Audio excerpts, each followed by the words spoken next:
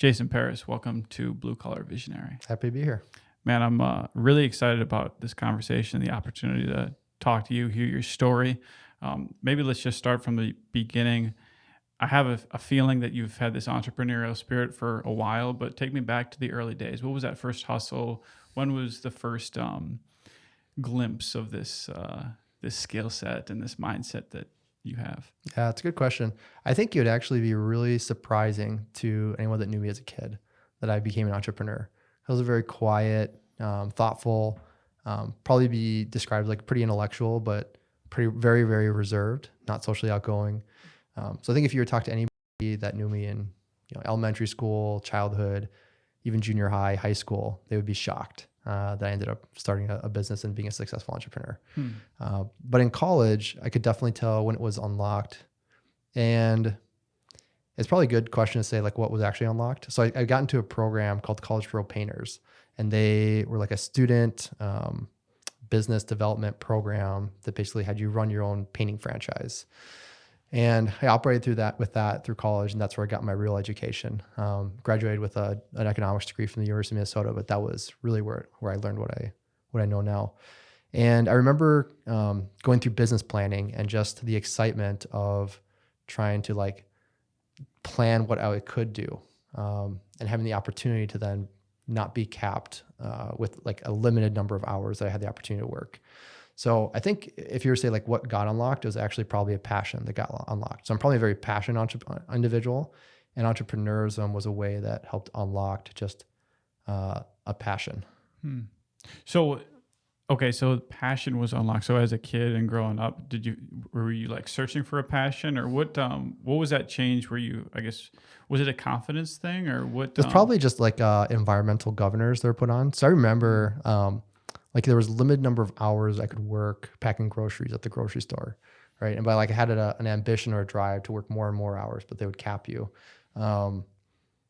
Or like I didn't have a car in high school, so I couldn't drive to the gym every day. And then once I got a vehicle, like I was a gym rat all the time. And so I think having a little bit of harnessing early on isn't always a bad thing, where you're not given every opportunity, because then you build up a little bit of hunger to then you have the opportunity to find a vehicle that allows you to fulfill some of those pent up like drives, and then you get to go pretty hard. What were some of those early lessons that stuck with you that you probably can't learn in a textbook or learn from a mentor, but you learned on the job? College Pro Painters, anything that shaped your? I mean, yeah, the biggest thing is those moments where like you have to like grit through. And those are hard things to manufacture. It's hard to learn it. It's hard to gain it from wisdom. But I think, the best lessons you can learn is when your back truly is against the wall, when your bridges are burned, and you have to find a way to fulfill something that's really, really difficult. That was definitely my college pro experience. It was a very, very challenging program for me. There were days that you're just, you're tired, you're sunburnt, you're hungry, you're emotionally exhausted, but you're trying to do something that's kind of out of the box and difficult to do. And then you have the opportunity to say, do I have an out? And if you have an out, you usually take it. But if you don't have an out, usually you find a way to push through. What was like an example that sticks out in your head about being your back against the wall with College Pro? Just the financial reality of paying for tuition. And so that was kind of the pitch in College Pro, and why I kind of grabbed onto it is a way to not take out loans for college. And so I grew up in a kind of a middle class suburban household where we didn't have the opportunity for grants because we had a good income on the household, but my parents also weren't able to really support going through college. And so then I would go to class, go to school, and then the summer work super, super hard, make my money, pay off my bill, go back to school.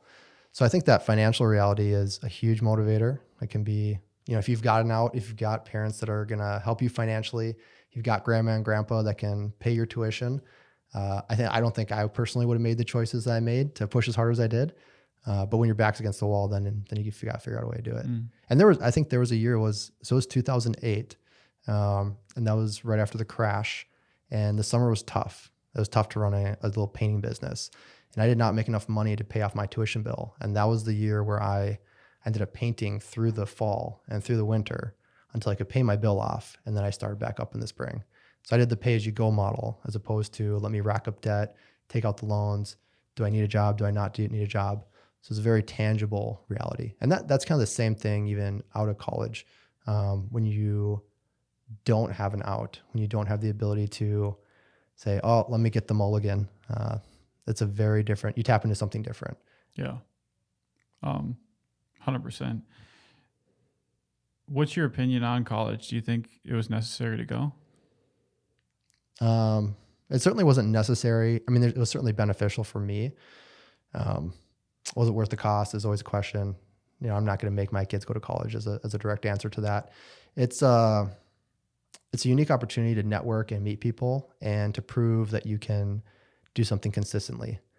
So oftentimes when you get a bachelor's degree, you're learning how to learn. You're proving that you can show up to class, every single day and learn certain materials and then pass a test. As far as true knowledge acquisition, unless you're in a specialized program, that usually doesn't happen until a master's degree or above. But a bachelor's is kind of, I think in theory, can be a really good training ground of you learn how to learn, you network with others, you can build some of those relationships that can change your life. But the jury's out right now. Do you feel like you had a different level of commitment and dedication because you were funding it yourself versus maybe some other students that had whatever parents paying for it or scholarships or whatever? I don't know if I would say that. My college career was a little journeying in and of itself. I started out wanting to become a nurse. So I was in like a pre-med program, and then I quickly learned that I didn't like touching people or helping people. So I switched to economics, and that's where the kind of college pro business program became really, really useful. I don't know if I wouldn't necessarily say that. Kind of midway through my college career, it was, let me check the box and finish this in case I want options in the future. But at that point, I was pretty set on, let's just get this done. We're talking about backs against the wall. I guess to give the listener some context and maybe just credibility right now. So that was college pro, and let's just for 1 second, Sure, teleport to the present day. Yep. You run two companies. You got Paris Painting and then Olive Holdings, or Yep. is that the setup? Yep. Yeah. Okay. And what's I don't know if you share numbers or revenue. Yeah. So just kind of give some baseline context. So yeah. And I don't run the companies. I operate from a board level. So I was I'm the founder, but now we have a president and a CEO who help drive the businesses. Gotcha. But Paris Painting is an 8-figure business. It did $14 million revenue top line last year. Olive Holdings is a larger holdings company. So we have a combination of, we'll make investments in other painting companies. That division did over $50 million top line last year. And then we also like to buy land, develop land, build and participate in the construction for these apartment builds, mostly in southern Minnesota. Right now we're on our 5th build right there. So that's kind of holistically what we have going on business-wise, to give some credibility or to just kind of talk about what we do. Awesome. Okay. Rewind all the way back to College Pro now. Okay, we're going in the middle. Basically, you have stability, you've gained financial freedom. When your back is against the wall, that's when great things happen. You break through. You got a wall on one side, you break through the other wall. How do you manufacture that same mentality these days, and how do you stay hungry? Yeah. That's a great question. I'm definitely in an in-between season right now. So I'm not hungry and I'm not driving vocationally. I would just call that out for myself. I have people who drive the companies that are, but I operate more from the board level. I try and stay strategic. We may do our annual planning, and then there's a couple times throughout the year where we have to make a strategic decision. I definitely try and manufacture it. I think that's why I've gotten into ultra running and kind of built that up as a hobby, where you find yourself in these scenarios where your back's against the wall and you got to find a way to break through. But there might be a reality that there are seasons of life where that is true, and then that's not true, right? That's certainly not a financial reality for me right now, right? My passive income far outstrips my family's annual spend, and it's not like I have a real hunger or desire to push through and things vocationally. Now I tap into a different type of passion where it's more a sense of stewardship. And now whether that can be, a greater motivating factor because it's coming from a healthy place, or if you're going to miss out because you're not tapping into the dark energy, I'm not quite sure about that. Yeah. I love talking about dark energy because it is quite useful at times. Dangerous to overdo, but can be very useful. So what's the inflection point, the jumping off point? You do College Pro. At what point do you say, hey, I want to continue on with painting and make this? So graduate college, threw away all my painting clothes. Said, thank goodness I graduated. Never have to paint again. Went to Fortune 500 land. So spent 13 months at a company called Automatic Data Processing, and had a good time there. They taught me a lot of things. I treated them well. They treated me really, really well. But after that experience in college, there was something that was kind of a fire lit in me that a corporation just tries to kill. And so I kind of had the classic conversation with my wife. I said, hey, should I follow my passion? Should I do something I'm really excited about? Or should I grind it out for another 40 years and kind of play the game? And fortunately, I have an awesome wife. She said, go for it. So that's when I just kind of started knocking on doors in Plymouth, Minnesota, asking if people wanted a paint job. I landed a couple of them. Treated them like gold, canvassed the rest of the neighborhood, same thing, got $600 credit limit kind of a thing, and off to the races from there. Nice. Thinking about growing and growth, like what is something that maybe a mindset that has shifted in you from that early day of hustling to maybe not board level, but just more of a business owner level? What have been some key mind shifts that you've had to transition? I think something that was ingrained pretty early on was opportunity cost of my time. And I can certainly gain a lot by, for example, just going out to a job site and painting. Or I can actually gain quite a bit by going out to a job site and painting with a crew. But what is the return on my time if instead of doing that, I recruit other painters? Or maybe I do go out to a job site, but it's only to train instead of revenue generate myself. And it's not that there's not a return on my time to do kind of lower skill tasks, but there is a greater return to focus on other things that can sometimes be a little bit more long-term. And I think for a lot of people, even myself early on, that's a battle that you have to just really get beaten out of you to say, I want to do something that's very in my control, that's right in front of me, that I know will move me forward. It's a very, especially if you're kind of a workhorse, it's a very big temptation to want to just drive into that. Instead, stepping back and say, I think if you look at the next week, if you look at the next month, if you look at the next 2-3 months, if I instead focus on these activities, maybe there's not as much of a gain today or this week, but over the next 3 months is a much better return on my time doing these kind of Q2 or longer term activities. So basically having a longer time horizon for accomplishing a task is maybe something that people need to get better at. Yeah, you don't want to lose. You always want the best return, right? So you're not saying like, hey, I'd rather make $500 instead of $1,000. Like you want to make the most money you can. You want to get the highest return you can, but understanding exactly your time horizon. Are we looking at making the most money this week? If you want to make the most money this week, you should probably go out there and paint yourself. Like you're going to make a lot of money. It's not going to cost a lot. You're going to have really good margins. You can just control it. There's not a lot of variability. If you want to make the most money over the next 6 months, okay, now instead of making a ton of money this week, maybe you hire some crews, maybe you're training them, maybe their margins are low to start, but then you start to scale up. Now you have a team of people and you're spending more time training and developing and doing a lot more sales activity. Again, it's the same concept as a longer time horizon. You still want the highest return, but what is the opportunity cost of pushing really hard now versus getting a return later?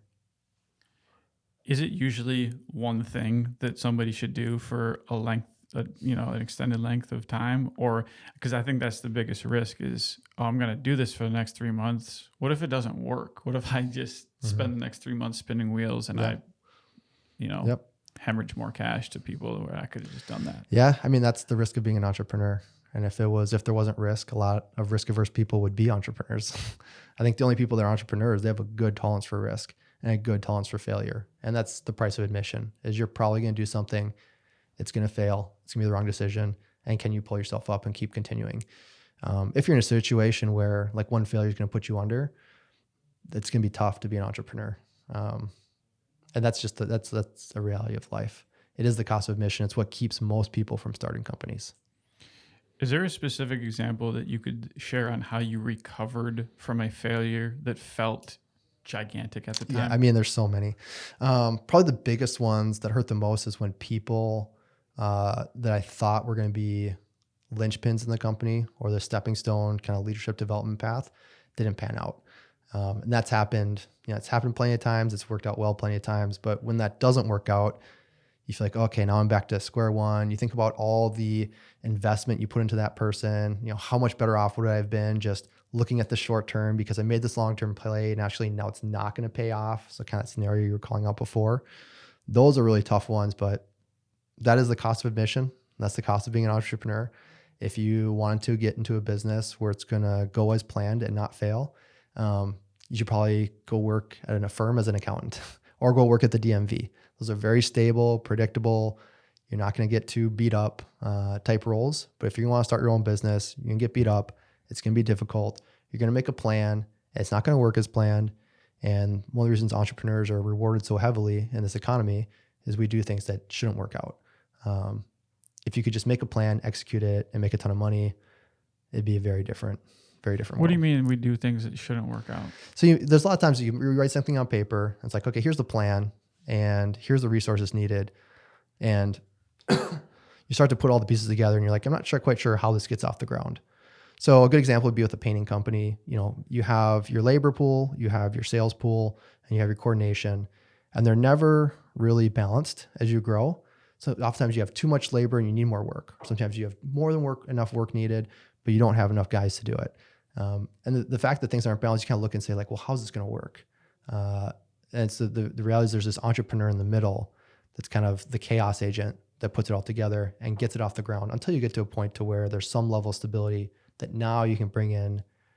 And I think I'm talking more about the startup phase of entrepreneurship, because eventually you bring in the business managers and the people who like to make plans, and the plans shouldn't fail. They should be consistent. They should be, reasonable growth. But to get something from 0 to 1, it's kind of like it's almost like a magic art of like someone's got to create something, and now we can start to run a company. But I don't think many people can do that 0 to 1. I think it's a very challenging thing because you have to be a little good at everything. You have to have a little level of moxie or bravado, so people will follow you. And then you usually need to be really good at like one or two things, and not have any deficiencies that are so glaring that it'll put you under. And then you have to have a very high tolerance for pain and a pretty high tolerance for risk. And then also conditionally, things have to work out to where it's successful. So what was the differentiator with you and Paris versus another painting company? Because painting companies are all over the place. So was it brand? What was the messaging? I guess what did you do differently that you were able to scale up? Yeah, it wasn't brand or messaging. The painting industry is pretty simple. There's kind of like two phases of us scaling up. So I'd say there was kind of the early days, and even in the early days, we were known as like a rising star or like above the pack. And I think our real edge then was focusing on what the real, like you call like the limiting reactor of operating our business model. So in those days I had a saying, and it kind of caught on in a couple online communities, was like, your only competition is your ability to execute your business model. And I think we did a really good job of figuring out what our limiting reactor was in each season, and then having a really quick feedback loop to we can make these revolutionary cycles where we weren't resetting the company once a year. We were resetting it often enough to where we could adapt quickly, and there wasn't one single funnel within the business that kept us back. That's kind of the early stages. And then, beyond that, we've certainly scaled beyond what a typical residential painting company would scale to. And that really, I think, has been leaning into specialists, getting out of the way, letting people take risks in their job, fail in their job, succeed in their job, but looking at it, kind of like we talked about earlier, looking at a very long time horizon was the ultimate goal, and not getting in the way. You said you were considered a rising star. I'm curious, is that an internal belief that you just were telling yourself, hey, we're a rising star? Or is that an external that somebody said to you? It definitely wasn't internal. So I always tell you, there's a story I have, which is we were doing like $2 million back in, this is probably 2016, 2017. And I'd go to the paint store in my Hyundai Elantra with magnets on it. And I'd see these huge trucks, all decked out. And I'd be like, man, I can only imagine like what all these painting companies are doing annually per year in revenue. I can only imagine. And what I didn't know then is that there weren't many, the very, very, very few, like maybe a handful of $2 million residential repaint companies in the Twin Cities or even in general back in 2016, 2017. But it didn't feel like that. It wasn't until I started talking to my paint vendors, so Sherwin-Williams, or I got connected to the larger paint community through an association called the Painting Contractors Association, where I started to get some perspective. You'd be like, wow, like I thought I was the one person, I thought it was only hard for me. And it turns out like I'm outperforming like pretty much everybody in this industry. So it wasn't until I got some perspective that I was like, well, okay, now kind of rising. And then the internet happened. I'd say like the painter internet happened. So painters probably in 2017, 2018 started getting connected online through Facebook groups and podcasts. Before that, it was a very fractured, combative industry where painting contractors would view each other as taking food off of their table and slash each other's tires. Mm-hmm. And then there's this shift to where it became more of a collaboration. I always called it cooperation. But that provided a lot more perspective where people could start to gauge how they're performing in the industry at large. When have you had to identify a limiting belief? So with all these levels that it's a new level. It's like, I feel like there's probably limiting beliefs that you've had to work through. And one is, how do you identify that you have a limiting belief? And are there any certain frameworks or tools or, I don't know, processes that you've done to then work through those fast? Yeah, I'm not sure. I think maybe I just have really good counsel around me. So I've got a really good group of friends, and most of them ended up working at Paris Painting, and we're able to talk to each other. And I don't think anybody really allows a limiting belief. So I've heard that phrase thrown out around, and maybe I do have limiting beliefs, but it wasn't something that was like a big struggle. I was able to get out of the way when I need to get out of the way. I feel like I was banging that drum pretty early on, where most painting contractors that start their own business, they think they're God's gift to the world when it comes to sales, and that's a tough one for people to let go of and get out of the way on. But I was able to quickly say, let's kind of like just through logic to say, even if I am God's gift to the world in sales, I'll never be able to outperform a team of people. If there's a team of people that are doing sales, I could never do what they do. And it turned out that I'm actually not that good at sales. And there are certain individuals who would never start their own company, but they're really good at doing sales. Right? They can never do that founding experiment. And then also, if they specialize in sales all day, every day, instead of trying to do everything else, they're really good at it. So that's an example of one that I was able to logic through pretty quickly, but it's hard for me to pinpoint ones that I was really stuck in for a while. Because let's go to your shirt. There's that 10x versus your shirt is 1.1x. Yeah. And I just think about the thermostat of life I've heard people talk about. And I find it true in my life where it's like I have a certain standard for myself. If I'm below it, I need to work harder. If I'm above it, I can kind of coast. And I'm just curious how, is it short-term goals that you've set? Just like, okay, we're doing good, but let's get there, and then let's get there. Yeah. So this is probably more of a philosophy, which I enjoy talking about, which is like the philosophy of life. So I'm going to break this. So like high end, this would say like it's the journey is the destination. It's not about the destination. It's about the journey. You say like, what is a company? But it's a it's a collection of human beings, and they're all human beings. They're not human doings or human achievings. And so it's more about an ethos of what are you being? Like, what are we doing? What is our continual journey as a company, as opposed to hitting specific targets? The targets are somewhat circumstantial, but how you journey through as a company is written in the base code. So I'll give a kind of a metaphor of how an individual might act in a physical adventure, right? So you'd say physically, maybe there's a base code where they'd say, I'm really motivated to, set an intention to say, I want to be physically able to do everything I'm called to do, right? That'd be kind of the base code of how someone operates in a physical sense. I mean, like an athletic sense when I say physical sense. And maybe they're fueled by a passion of realizing human potential, right? So you've got these elements of base code. You've got an intention, you've got a passion. Now, how that is lived out and fulfilled is very circumstantial, right? Some people have really high VO2 maxes. Some people have low VO2 maxes. Some people have, no injuries. Some people have chronic pain. Some people have cancer. Some people have double amputees, right? So people would set different goals based on those circumstances. Someone might say, I want to run a 3-hour marathon. Someone might say, I want to complete a 5K. And they're both operating off the same base code, but they have different circumstances. And that's kind of the same thing in business. You kind of have this ethos or this, the spirit of the company. You'd say, how are we going to operate as a base code, and then the outcomes are somewhat dictated by our external factors, right? So maybe COVID happens, and for us, when COVID hit, there was a huge demand spike, right? So there's a huge demand spike, ends up being a great year. That's circumstantial, and it's not something that'll last forever. Most circumstances don't last forever. Maybe we get into an economy where it's really tough. People don't quite have the cash that they're used to having, or homes, maybe there's another recession. That'd be a circumstance that's going to affect our outcomes. It shouldn't change our base code. So what's your base code? So my base code is rooted in scripture. I'd say, so for me, there's three elements of base code. There's your purpose, your passions, and your intentions. Your intentions, for me, there's kind of three macro areas of life. There's myself, my family, and then how I impact the world. And within those, there's three micro areas. So if I'd say so for myself, my passion is realizing human potential. For my family, it's founding family legacy. For the world, it's conquering the fear of mammon. Within myself, I have my physical, my mental, and my spiritual. My family, I have my spouse, my children, my estate. For the world, I have vocation, volunteer, and then relationships. Relationships being non-immediate family relationships. Those all bubble up into a purpose, which for me is to praise, revere, and serve God. So I've got those three passions to correlate up. And there's 9 intention statements. I probably won't bore you with all of them. Dude, let's throw it up on the TV. Yeah. I feel like I gotta graph that out. So But that looks amazing. So I actually have it. It's like the page on my phone right here. So if you can kind of check it out there. So that's something that I just set as the wallpaper on my phone. Yeah. It's a nice thing for me to review each day before I go to bed, just to remember who you are. That's really cool.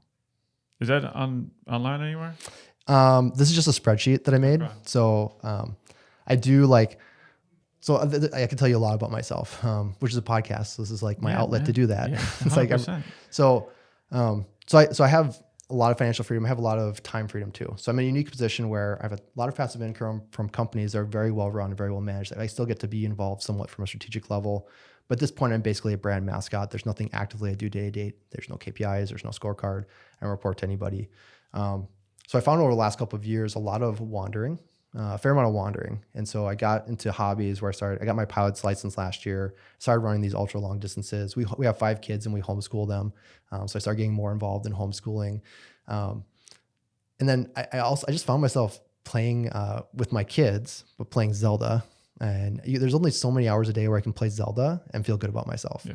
So I started doing life coaching because I have this niche fandom or this niche following in the painting industry to like 2,000 people, I'm kind of a big deal. Mm-hmm. But outside of that, most people don't know who I am. That's a good level of famous. Yeah. It's a nice niche fandom. But so I started offering life coaching services where I'd say, here I'll basically go through this template with somebody where we'll kind of craft out their base code. We'll kind of call out what the circumstances of their life is, and then with that, set meaningful goals. So I kind of built that spreadsheet out, and I'll walk through some people with it. Nice. One that popped out was the fear of mammon. Yeah. What was that? So mammon is an old word. It means a lot of different things to a lot of people. It's used in the Bible, and it's referenced as the love of money. So it says you cannot serve both God and mammon is where it's called out in scripture.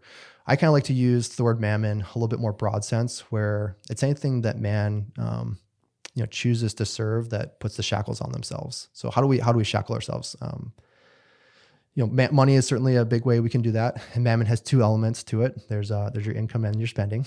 There's two elements. But there's also, pride, envy, greed, lust. There's a lot of ways you can shackle yourselves. So you're not free to pursue the course that God has intended for you. So that's really the spirit of mammon. And there's many ways to combat mammon. There's the practical ways. So financially, there's a practical way where your assets outweigh your liabilities. That helps you become free. But you can never out earn your way from mammon. It also comes from the shalom, the peace of God. Right? So the peace of God is kind of the ultimate trump card to overcome mammon.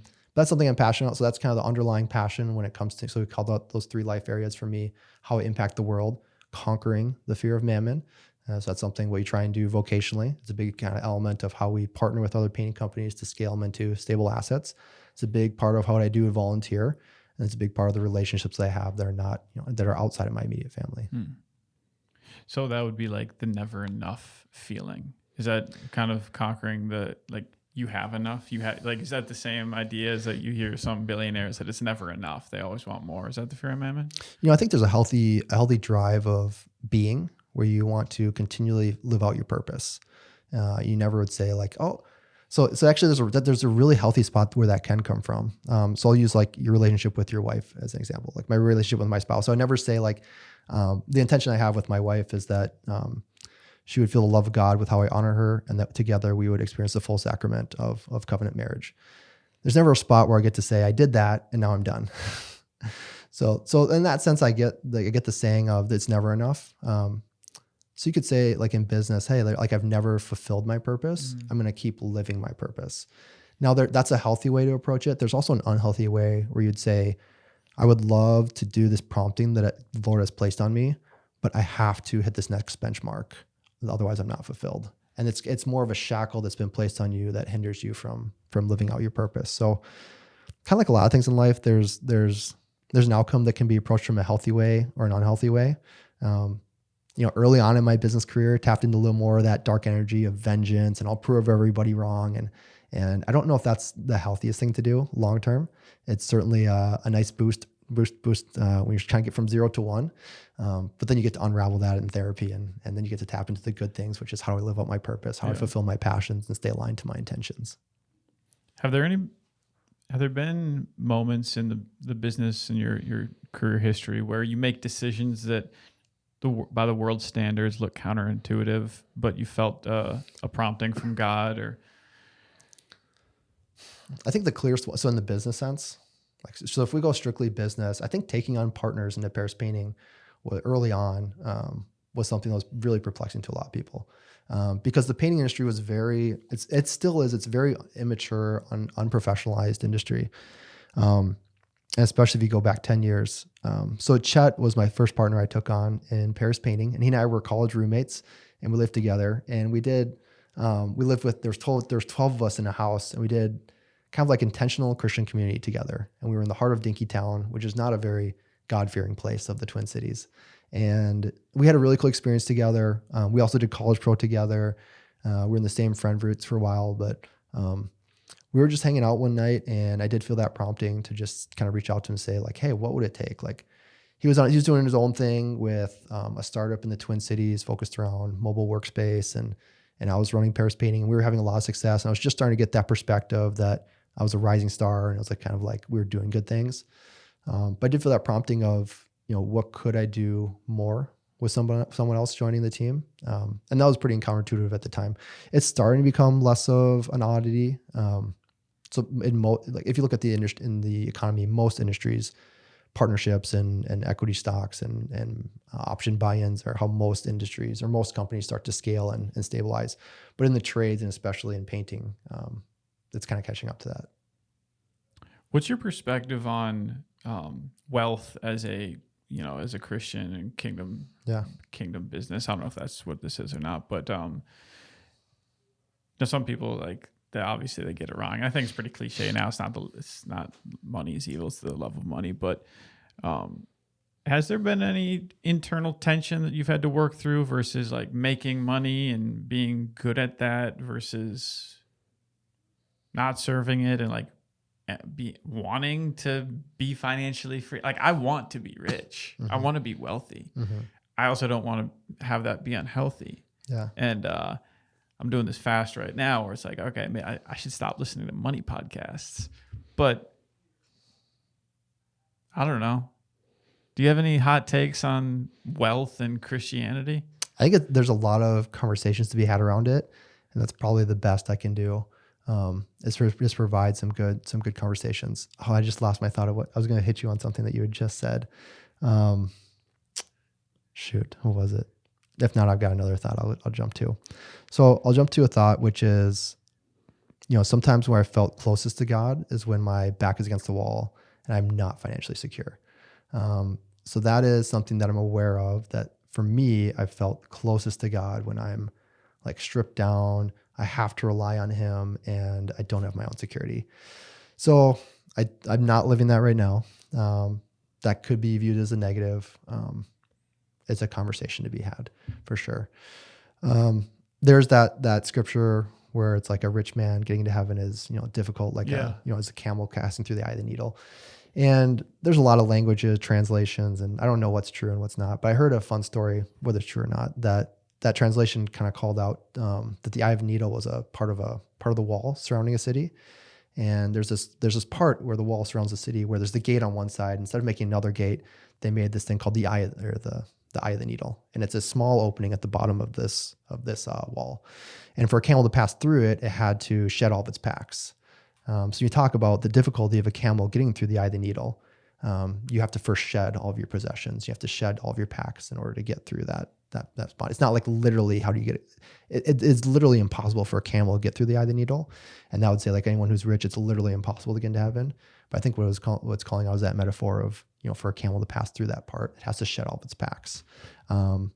I've never heard that, but that's awesome because that scripture is always it's a mess tough with me. Yeah, it's a tough one. Again, I don't know if that's true. I've heard it said a couple different times from a couple of different teachers.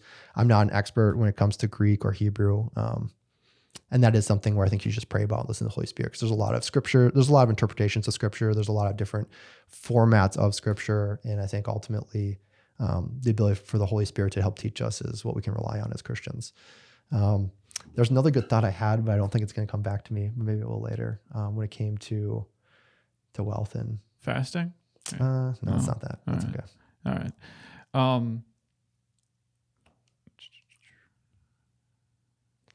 I think I know what it might have been, and it was the idea of perspective. So, yeah, it's just I think this is more of a conversation. I just remember there was a season of life where I was like in poverty, where it was like it was nice. I think a big reason I started going to the first church I would go to is because they had like a couple meals in a row for a couple of weeks, and you could just load up on food.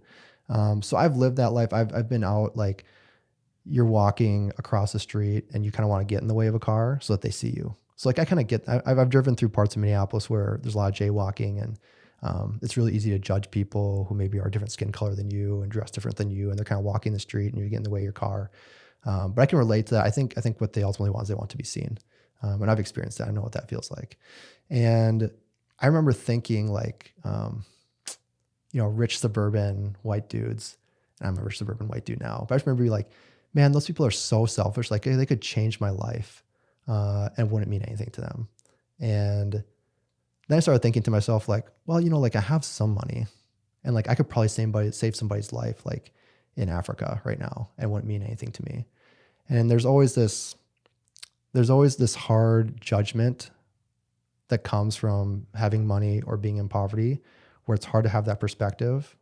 And I don't have an answer to that, but it's just a conversation to have. That's interesting. Yeah. I don't know what that means. Yep.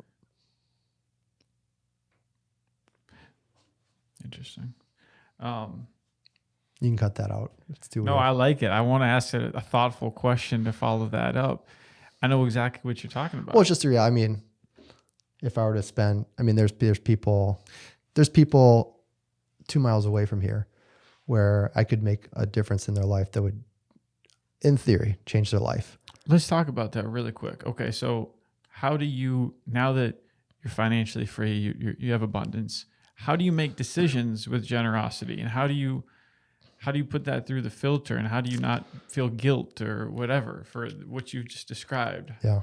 What's your decision-making process? So it's something that my wife and I do together. It's probably a cop-out, but we just go off of, a scriptural call, which says 10% you should tithe to your local church. And then anything above that is charitable giving.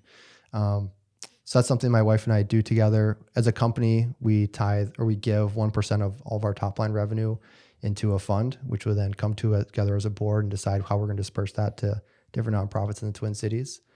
But for myself, there's probably a little bit of, there's an overwhelming need to where it feels like, how could I possibly make a difference?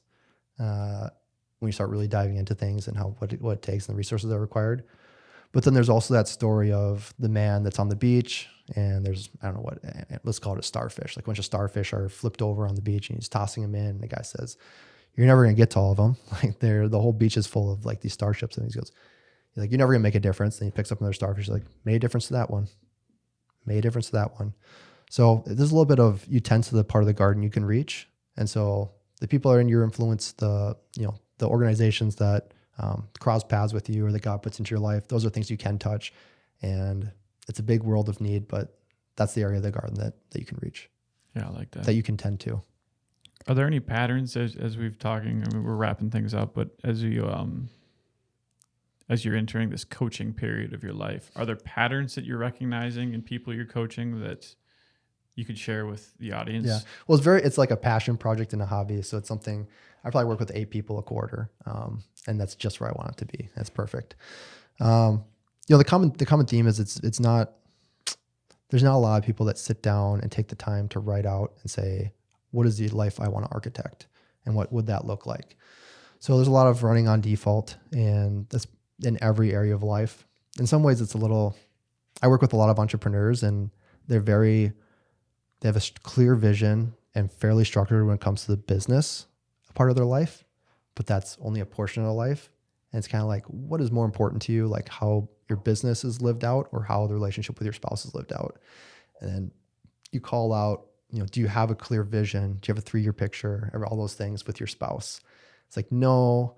Like, do you have specific goals then to like really structure it out and say, I'm going to do what it is I want to do? No. It's like usually what happens, or even if it's relationships with your friends or how you interact with your children, it's kind of like, well, I know what I want generally, and I'm sure I'll do it. And you would never operate a business that way. I would never invest in a business that operated that way, where I went to the founder or the owner and they say, I like generally want to be like a really good company that makes money. And like, if we're all just like have that vibe, I'm sure we'll achieve it. It's like, no, let's get really clear on what that vision looks like. Let's write out the base code for that. And let's set like meaningful goals that keep you focused. And we know we're going to hit them, that make sense given the circumstances. So I think that's the biggest thing, is that I work with a lot of people who are pretty dialed in when it comes to business success. And they would articulate that that's not the most element of their life, but it's by far the one that is the most visioned, structured, and is given the most attention.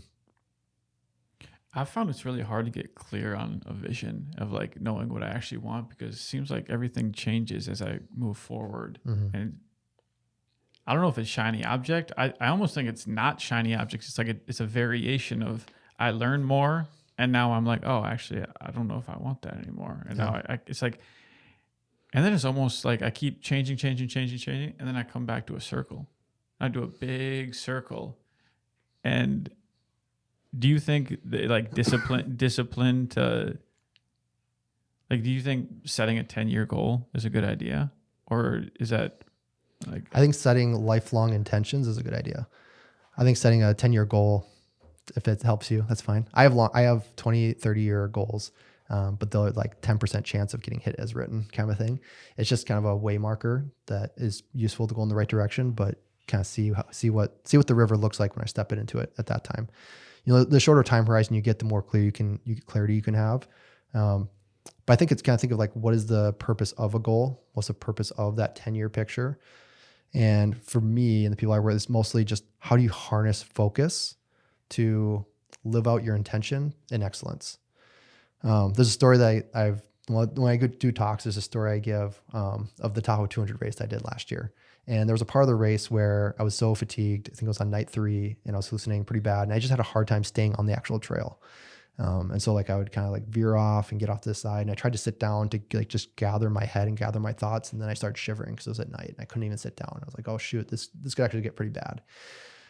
And what I ended up doing was, instead of, it kind of lays into the metaphor of life, instead of saying, I want to keep moving forward, I want to stay within the general guidelines of the trail, right? Maybe that's a lot of times how we live life. I want to stay in like this general guidelines. I started picking out specific points on the trail. And so I'm going to shoot for right there.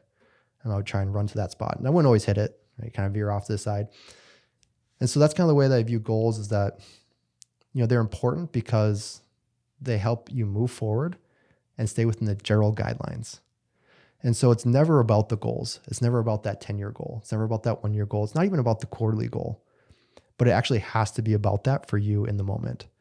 And so for me, I don't know if this is how a lot of people work, but for me, I find I have this, I have the ability of God. I have like this creator ability. And so I have the ability to step out of myself metacognitively and architect the life that I design. And I can say, here's what I want to do. But in my day-to-day, I can't just live in that. In my day-to-day, I have to put my head down and execute. Mm-hmm. And so in my day-to-day, it's like, here's the goal that I set for this quarter, and here's what that looks like in a weekly rhythm. And here's what it means like in the daily schedule. And I'm going to go do that. I'm going to pursue that as if that is like the ends, right? But it's really just a means, right? The ends is actually living out a way in a certain way. And then once a week, once a month, once a quarter, once a year, you get to pop your head back up and say, wait, what is it I actually want? All I want is to move in this direction, right? And there's kind of your ultimate purpose. Like all I want is to just praise, revere, and serve God. So as long as like I feel like I'm doing that, I'm good. Like, okay, let me dial that in a little bit. I want to fulfill my passions. I just want to realize my human potential. And then dial that a little bit. Okay, what do I want to do physically? Okay, and then what was the goal, the target that I set out, that's circumstantial. And circumstances change and I can't control them, but it's going to help me stay focused. And so now I'm just going to do that.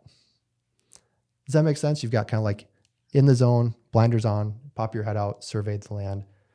But I found that kind of that 1.1x, if you can plod in a single direction towards an intention for decades, there's a lot you can accomplish. If you're not, that's what kind of the premise of a midlife crisis is. It's like, who am I? What am I doing? What do I actually care about? It's fine to change your intentions. I think health is the one that people grasp onto the most, but it can be in any sphere of life, right? Let's say you have this goal of running these ultra marathon races, and then suddenly you get gangrene in both your legs and you have to get amputated. It's like you're probably not doing trail races. You're probably rolling a cart with your hands or something, right? But you can set another meaningful goal that is, follows the context of your circumstances, that continues to fulfill your passion, is aligned to your intentions, and ultimately serves your purpose. Man, that was a masterclass in like 5 minutes right there. Good. I love that. Yeah, clip that out.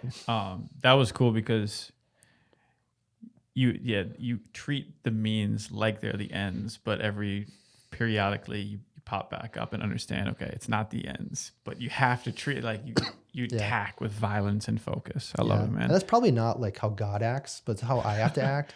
Like God can probably stay in the metacognitive level, but I've got like a little bit of creature in me where like I have to like realize that like I have these reactive natures to me, and like I gotta put the blinders on and like harness my, like I'm part human, I'm like part God and part man. Yeah. I'm like a man with a spirit in it. Yeah. It's like life has been breathed into me, so I have the ability to create, but I'm also like, I know what I am.